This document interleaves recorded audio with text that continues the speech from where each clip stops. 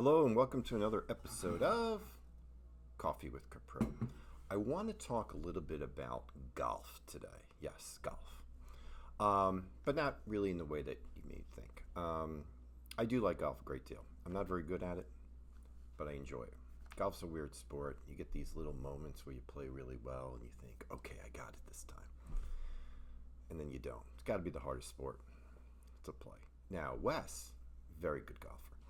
But even in his mind, he will deviate away from where he wants to be, and so we all get frustrated. But I specifically want to talk about professional golf, and there's a lesson here that I want to point out to you. And you may not be aware of any of this, and you might not even care. But I just want to make a point about competition and how competitive forces can benefit all. So for almost our entire lives, almost, because up until just recently, there was one primary golf tour in the United States. Now there are junior tours and things like that, but as far as where the top players played, there was only one, the PGA Tour. Now, that's not unlike football, the NFL, baseball, Major League Baseball, basketball, the NBA. However, in the case of football and basketball, and even hockey, there were competing leagues that were formed in an attempt to, defeat the primary league. And in every case, they eventually failed. Why? Because they ran out of money. Now, in the case of golf, 5 years ago, an organization funded by Saudi Arabia decided they wanted to start their own international golf tour, and they wanted to appeal to the top players, and they were going to do things very differently than the PGA Tour. The biggest difference is they were going to sign you to a contract that would pay you money regardless of how well you played, whereas on the PGA Tour, if you don't make the cut, you don't get paid.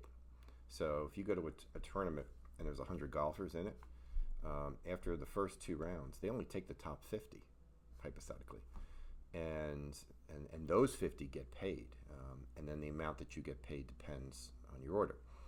With the new tour, which is called Live, and it's called Live because Live, Liv, is Roman numerals for 54.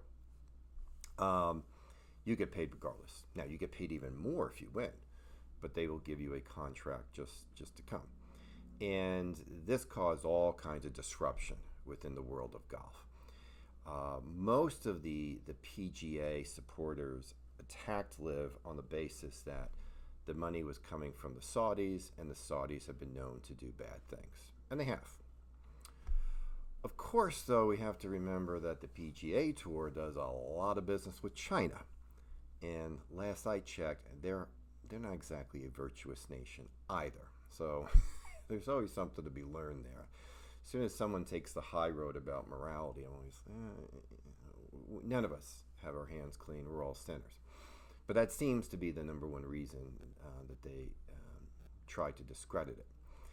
Now, what's interesting, though, is that the Live Tour was paying players a lot more money, guaranteed, than was the PGA Tour. And it's simply because the Live Tour didn't care about making money.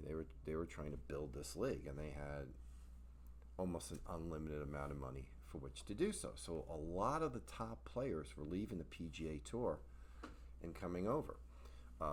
The Live Tour plays fewer events. The events themselves are only 54 holes. They're not 72, so it's 3 days rather than 4. And there's no cut. So you don't have to worry about not playing the full round. You're going to do it. The other thing that the Live Tour allowed the players to do, which I thought was brilliant, was to wear shorts. I mean, this idea that, these players today should be dressed fully in very warm weather is silly. All right? Seems like every other sport has evolved when it comes to uniforms, and golf just tends to hang on to these old traditions. Now, the PGA Tour, as they started to see more and more top players leave, realized we got to change our game. we got to at least make it more lucrative. The PGA Tour operates as a non-for-profit, and over the years they have done amazing work with charity. They sign these big contracts with networks, and a significant amount of their money goes to charity that doesn't go to the players. The player attitude was, you should pay us more and we'll give to charity, we'll give to our foundations.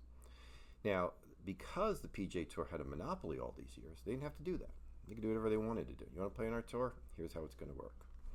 But now they had to respond. And so as a result, the purses have dramatically increased. And all these players on the PGA have ultimately benefited by what has happened with the LIV Tour. Even though I fully expect the LIV Tour to go away. They actually have an agreement to merge the two leagues, but they can't figure out how to do it. But at least they're not fighting each other anymore. But there's no doubt, whether you like LIV or hate LIV, that the competition that they provided benefited the members of the PGA Tour, because they now were not, it wasn't a monopoly. If you're a player and unhappy, you can go somewhere else. And that's really what makes the capitalist model so good. That's why, in my opinion, it makes total sense for the government not to own anything. Socialism ultimately fails. It's failed every time it's been tried. And usually now I hear people say, well, we've never had true socialism. Competition works.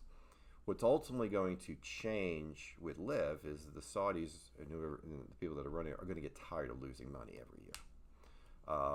But until then, I don't think they really care. But in the end, competition has benefited all. So just a few thoughts. You see a lot of that as it comes to sports. Sports, in many ways, has very little competition at the organized level. And it takes a disruptor to come in and change things. And almost always, that change is for the better. Have a great day.